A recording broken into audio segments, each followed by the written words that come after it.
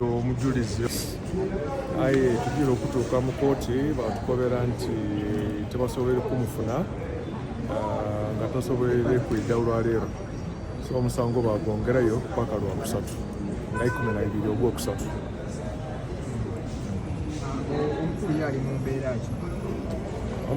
Omukulu w'ekika Sipapa ali bulungi, noza we mumubona azira mutawaana, ali bulungi.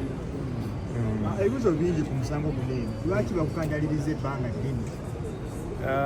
Of course, ebya kooti tibi yangu byakutegeera how they will work out. Emisango mingi and abalamuzi not so many, and at times omukulu yalina omusango ogundi gwe yali akola, so it was not his making, it was not anyone's making that we cannot move on at the speed or at the pace at which we want. So ebintu bigamagana bityo. Obujulizi tebufunemu okutaataaganyizibwa kubanga twalako nti baluzinga n'obujulizi ku musango ogwo. Well, abatukabanga obujulizi bukaliyo, so we are still waiting for them to prove. It is still their case. So the duty is theirs to bring us and to show to court what they recovered from the home of the clients.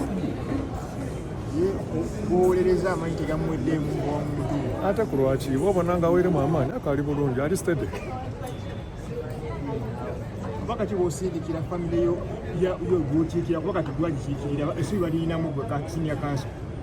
Ebintu tukabikola nga bibijja mu maiso tozira ino kyakubyogerako. As far as we are concerned, ebintu bikali bulungi, bikatambula bulungi, tukali kutuuka kweraliikirira, balabe kweraliikirira bongeremu essaala. Sibyo guno mwaka okufunayo essuubi ery'amaanyi omuta. No much, yeah. I think by all indicators, but they have about 7-10 witnesses to go.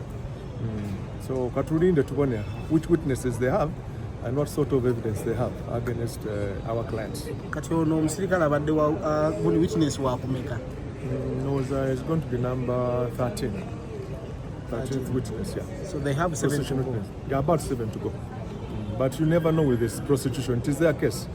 They determine who to call and who not to call. And for us, we're just waiting for whoever they have to bring or to present. Henry Kunya. Kale, mwekaza. Mube bulungi? Yeah.